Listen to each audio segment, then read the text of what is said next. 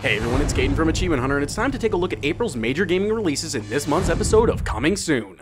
Multi-platform is up first. On April 1st for PC and April 7th for the PS4 and Xbox One, the enhanced and full DLC bundled version of Dark Souls 2 titled Dark Souls 2 Scholar of the First Sin gets released. On April 14th, it's time to get brutal in Mortal Kombat X for the PC, PS4, and Xbox One, including 7 game modes, 3 fighting style variants for every character, the return of brutalities and spirit gauge, a new quitality for players who exit the match before it ends, and a total of 29 characters currently announced. Mortal Kombat X packs in the punches as well as the content. And that's it for multi-platform. Let's move on to the exclusives. Nintendo is up first. Dungeon adventure game Escape 2 Wizard of the Underworld hits the 3DS on April 2nd. The crossover between the Etrian Odyssey and Mystery Dungeon series finally releases on April 7th as Etrian Mystery Dungeon for the 3DS. And on April 10th, Xenoblade Chronicles will be ported exclusively to the new Nintendo 3DS as Xenoblade Chronicles 3D. Microsoft is up next. On April 28th, the State of Decay series jumps to current gen with the State of Decay Year 1 Survival Edition exclusively for the Xbox One. Sony shows us what they have to offer. The critically acclaimed Bastion makes its way to the PS4 on April 7th.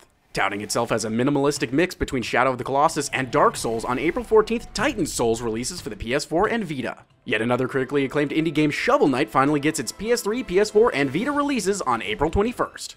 With this month's release of Broken Age Act 2, on the 28th, the Broken Age Complete Adventure releases for the PS4 and Vita.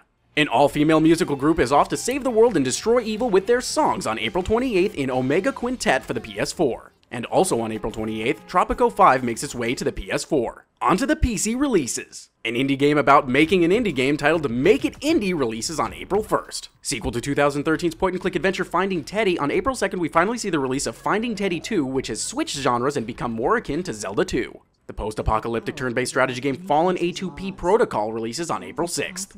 Jet Set Radio meets Mirror's Edge on April 6th in Hover Revolt of Gamers. Visual novel The Reject Demon Toko begins its episodic adventure on April 7th. On April 10th we see the release of Dead Syncrosity Tomorrow Comes Today, which gives gamers classic point-and-click style gameplay with a unique 2D art style. On April 14th we finally see Grand Theft Auto 5 get its PC release. Retro space platformer Environmental Station Alpha releases on April 22nd. Dragon, a game about a dragon, is a platforming game about a dragon, and it hits on April 24th. Successor to the Dungeon Keeper series, Dungeons 2 hits PC and Mac on April 24th. As previously mentioned, on April 28th, Broken Age Act 2 finally releases for Linux, Mac, and PC. And finally, on April 29th, The Weaponographist, a top-down Zelda-style roguelike, drops. Before we go, let's take a look at the currently announced DLC for April. April 14th may see the release of another GTA 5 update. This time it's the Casino DLC, bringing gambling and lottery systems.